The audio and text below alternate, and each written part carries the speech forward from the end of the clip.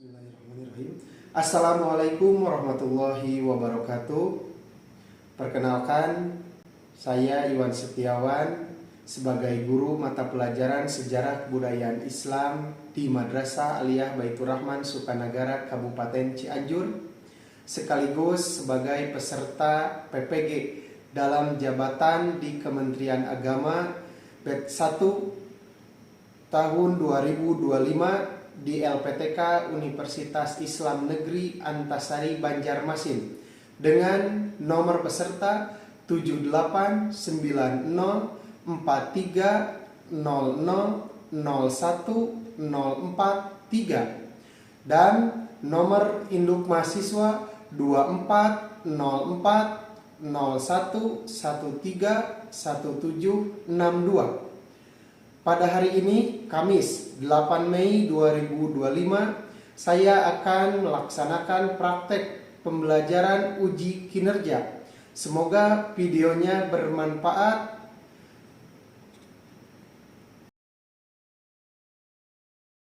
Bismillahirrahmanirrahim. Assalamualaikum warahmatullahi wabarakatuh. Waalaikumsalam warahmatullahi wabarakatuh. Alhamdulillah, pada hari ini, hari Kamis tanggal 8 bulan Mei tahun 2025, kita dapat berkumpul lagi di kelas yang mudah-mudahan kelas ini menjadi kelas terbaik, kelas yang penuh dengan rahmat dari Allah Subhanahu wa taala. Amin ya Allah ya rabbal alamin.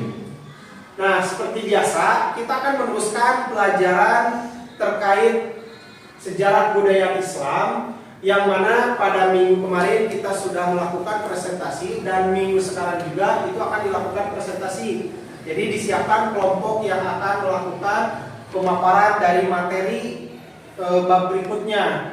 Namun sebelum itu silakan dipimpin oleh ketua kelasnya untuk melaksanakan berdoa. Mangga ketua kelasnya.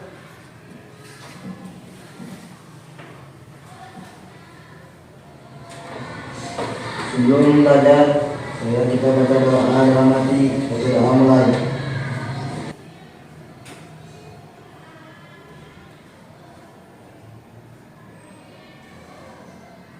Selesai. Beri salam. Assalamualaikum warahmatullahi wabarakatuh. Waalaikumsalam warahmatullahi wabarakatuh.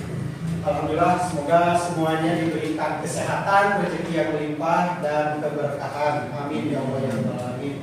Sebelum itu kita absen terlebih dahulu.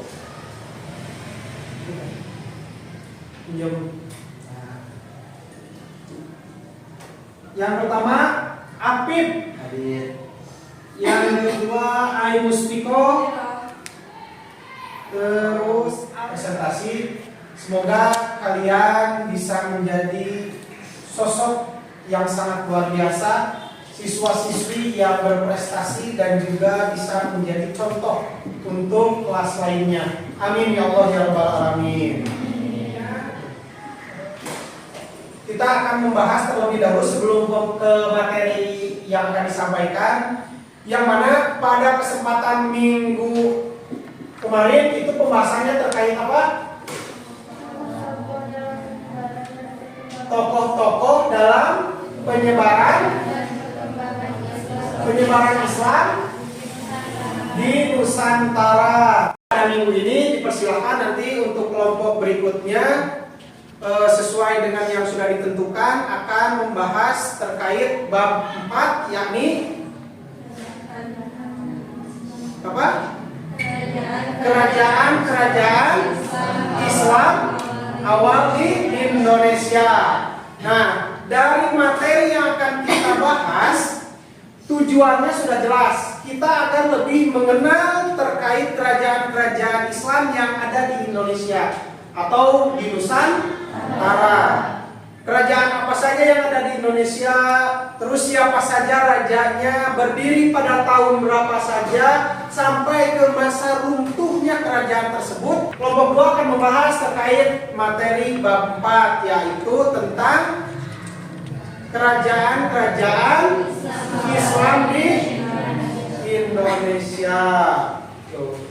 Nah, dari materi ini semoga kita bisa paham. Dari pembahasan materi ini semoga kita bisa paham dari pembahasan kerajaan-kerajaan Islam di Indonesia. Itu. Nanti kalaupun misalkan ada yang kurang jelas, ada pun pertanyaan, nanti bisa disampaikan ke kelompok yang akan melakukan presentasi. Nah, agar tidak terlalu menyita waktu, dipersilakan untuk kelompok 2 untuk mempersiapkan presentasinya dengan materi yang sudah disiapkan juga. Silakan dipersiapkan. Nah, ini terkait pembelajaran presentasi kita di minggu ini yang akan disampaikan oleh kelompok 2. Waktu untuk penyampaian materinya saya persilahkan. Baik, Assalamualaikum warahmatullahi wabarakatuh. Waalaikumsalam warahmatullahi wabarakatuh. Pada kesempatan kali ini, izinkan kami kelompok 2 untuk mempresentasikan materi terkait kerajaan-kerajaan Islam awal di Indonesia, diawali dengan seuntai kata mutiara. Setiap langkah yang kita ambil pasti dihadapkan pada arah. Impian dan harapan bertemu dengan pertama. Ibarat kata pepatah, keberhasilan ialah hasil dari usaha dan doa yang tidak pernah lelah. Oleh karena itu, marilah kita mulai presentasi ini dengan semangat dan tekad yang membara agar kita dapat mencapai tujuan yang indah bersama. Ini saya akan membahas mengenai kerajaan-kerajaan Islam awal di Indonesia. Ada sejarah perkembangan kerajaan Islam awal di Indonesia, ada juga kalangan kerajaan-kerajaan Islam awal di Indonesia. Kemudian di sini ada beberapa poin, yakni kerajaan Samudra Pasai, kerajaan Aceh, kerajaan Demak, kerajaan Pajang, kerajaan Cirebon, kerajaan Banten, kerajaan Ternate dan Tidore, dan yang terakhir kerajaan Goa dan Karo. Kemudian ada kerajaan Demak.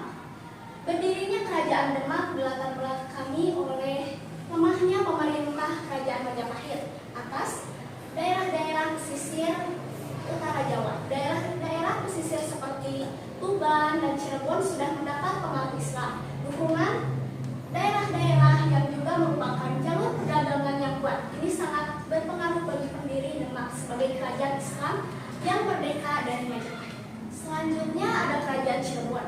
Kesultanan Cirebon adalah sebuah kesultanan Islam ternama di Jawa Barat pada abad ke-15 dan 16 Masehi dan merupakan pangkalan penting dalam jalur perdagangan dan pelayaran antar pulau. Lokasinya di pantai utara Pulau Jawa yang merupakan pembatasan antara Jawa Tengah dan Jawa Barat. Membuatnya menjadi pelabuhan dan jembatan antara kebudayaan Jawa dan Sunda, sehingga tercipta suatu kebudayaan yang khas, yaitu kebudayaan Cirebon yang tidak didominasi kebudayaan Jawa maupun kebudayaan Sunda. Lalu ada kerajaan Banten. Kesultanan Banten berawal ketika Kesultanan Demak memperluas pengaruhnya ke daerah barat. Pada tahun 1524 atau 1525, Sunan Gunung Jati bersama pasukan Demak merebut pelabuhan Banten dari kerajaan Sunda dan mendirikan Kesultanan Banten yang berafiliasi ke Demak. Menurut sumber Portugis, sebelumnya Banten merupakan salah satu pelabuhan kerajaan Sunda selain pelabuhan Kota, Cigede, Tanggara, Pengarang, Sunda, Kelapa, dan Cimanuk. Kerajaan Gorontalo adalah dua kerajaan yang terletak di Sulawesi Selatan dan saling berhubungan baik. Banyak orang mengetahui ini sebagai kerajaan Makassar. Makassar sebenarnya adalah ibu kota tua yang juga disebut sebagai Ujung Pandang. Sebelum abad ke-16, Raja-Raja Makassar sebelum memeluk Islam, baru setelah datangnya Dato Pandang, seorang penyair Islam dari Sumatera. Juga ada peranan kerajaan Islam awal di Indonesia. Yang pertama, mengenalkan ajaran Islam kepada penduduk di kerajaan tersebut. Hal ini sangat berpengaruh karena dalam sistem kerajaan agama, pilihan seorang raja pasti akan dianut oleh rakyat. Kemudian, yang kedua ada memudahkan transaksi perdagangan dengan para pedagang dari kawasan Timur Tengah. Yang ketiga, mengubah budaya upeti yang banyak digunakan di zaman kerajaan sebelumnya. Ada menciptakan tata kehidupan baru yang lebih sesuai dengan apa yang ada ajaran Islam. Lalu ada dalam bidang keamanan, kerajaan Islam memiliki kewajiban untuk menciptakan kedamaian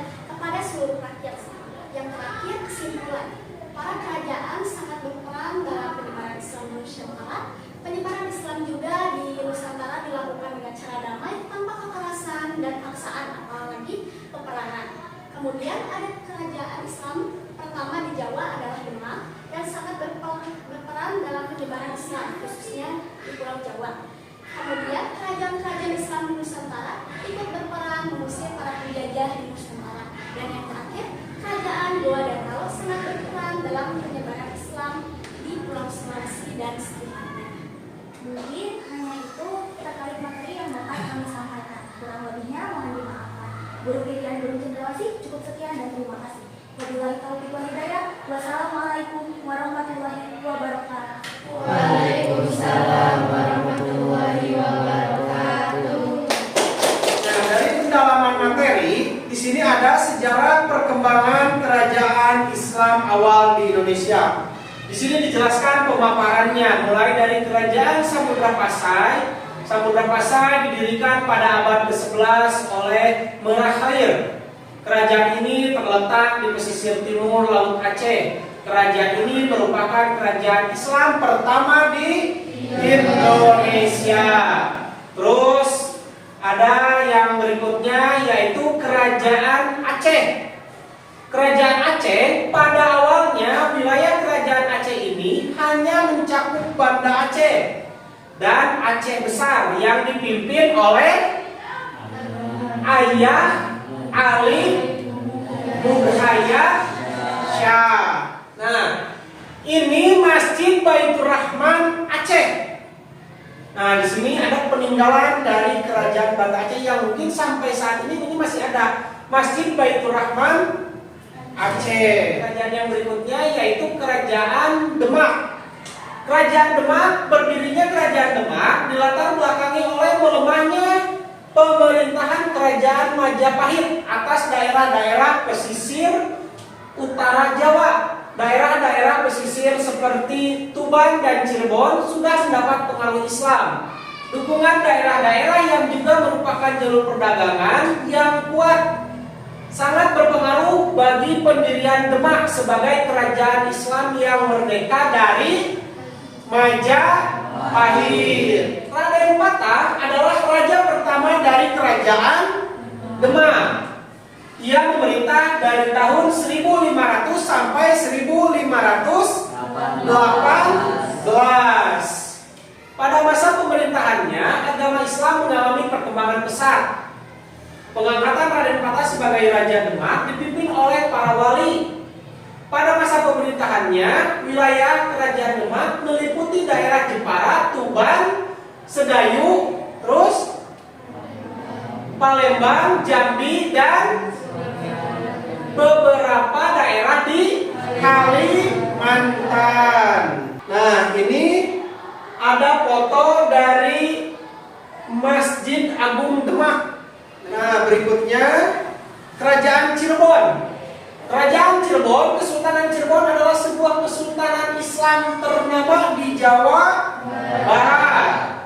Pada abad ke-15 dan 16 Masehi merupakan pangkalan penting dalam jalur perdagangan dan pelayaran antar pulau. Jadi Kerajaan Cirebon ini atau Kesultanan Cirebon adalah sebuah kesultanan ternama di Jawa Barat, yang mana sebagai jalur perdagangan dan pelayaran antar pulau. Ini akses. Berikutnya Kerajaan Banten. Nah, Kesultanan Banten berawal dari atau ketika Kesultanan Demak memperluas pengaruhnya ke daerah barat. Pada tahun 1524 atau bisa sampai 1525, Sunan Gunung Jati bersama pasukan Demak merebut pelabuhan Banten dari Kerajaan Sunda. Yang berikut atau yang terakhir ini terkait Kerajaan Ternate dan Tidore. Kerajaan Ternate dan Tidore terletak di sebelah barat Pulau Halmahera, Maluku Utara. Wilayah kekuasaan kedua kerajaan ini meliputi Kepulauan Maluku dan sebagian Papua. Tanah Maluku yang kaya akan rempah-rempah menjadikannya terkenal di dunia internasional dengan sebutan Spice Island. Nah, jadi kalau kita berbicara untuk pelajaran sejarah budaya Islam, memang di Indonesia ini terkenal dengan rempah-rempahnya. Sehingga bukan yang membahas terkait rempah-rempah, ini dan itu kekayaan alam Indonesia, bukan hanya pelajaran SKI saja, tapi dari pelajaran yang lain pun ini ada pembahasannya, terutama dari pelajaran sejarah umum dan sejarah Indonesia. Ini dijelaskan sangat luar biasa kekayaan alam kita, khususnya Nusantara.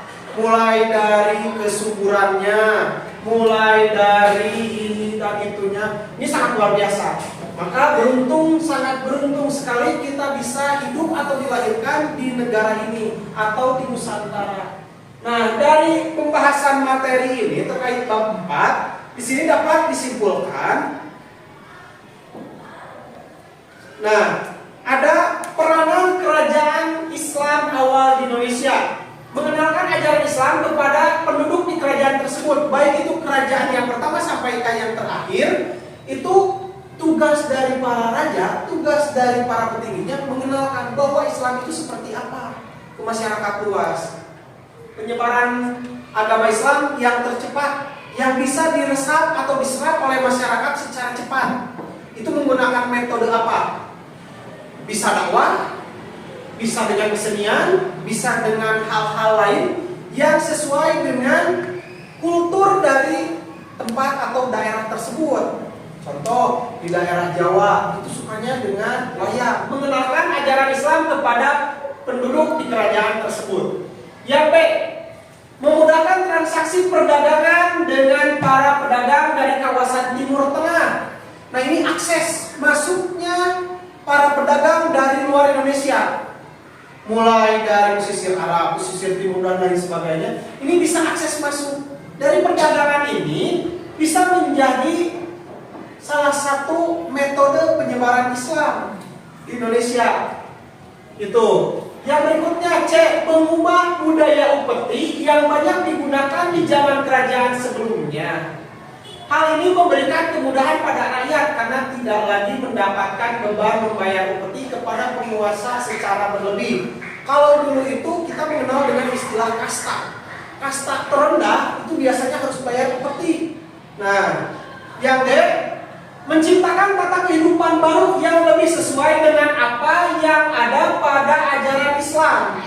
Jadi ini lebih bermakna, jauhi larangannya. Terus laksanakan perintahnya, atau kita balikan, laksanakan perintahnya, jauhi larangannya. Ini sudah jelas di poin D. Menciptakan tata kehidupan yang lebih sesuai dengan apa yang ada pada ajaran. Di sini ada kesimpulan yang lebih kerucutnya. 1, para raja sangat berperan dalam penyebaran Islam di Nusantara. Yang kedua, penyebaran Islam di Nusantara dilakukan dengan cara damai, tanpa kekerasan dan paksaan, apalagi peperangan. 3, kerajaan Islam pertama di Jawa adalah Demak dan sangat berperan dalam penyebaran Islam khususnya di Pulau Jawa. 4, kerajaan-kerajaan Islam di Nusantara ikut berperan mengusir para penjajah di Nusantara.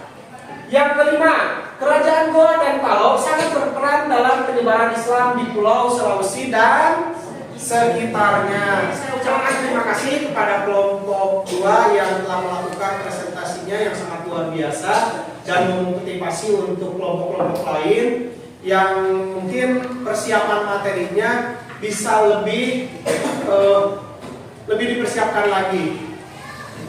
Semoga pertemuan di minggu ini kita diberikan kelancaran, kita diberikan kemudahan, dan juga apa yang disampaikan ini jadi keberkahan untuk kita semua, menjadi ilmu yang bermanfaat. Amin ya Allah ya Rabbal Alamin. Saya cukupkan sekian, kurang lebihnya mohon maaf apabila di pertemuan minggu ini banyak kekurangan. Dan juga saya ucapkan terima kasih untuk siswa-siswi yang tetap semangat dalam proses belajar mengajar. Kurang lebihnya mohon maaf. Bila itu hidayah. Wassalamualaikum warahmatullahi wabarakatuh.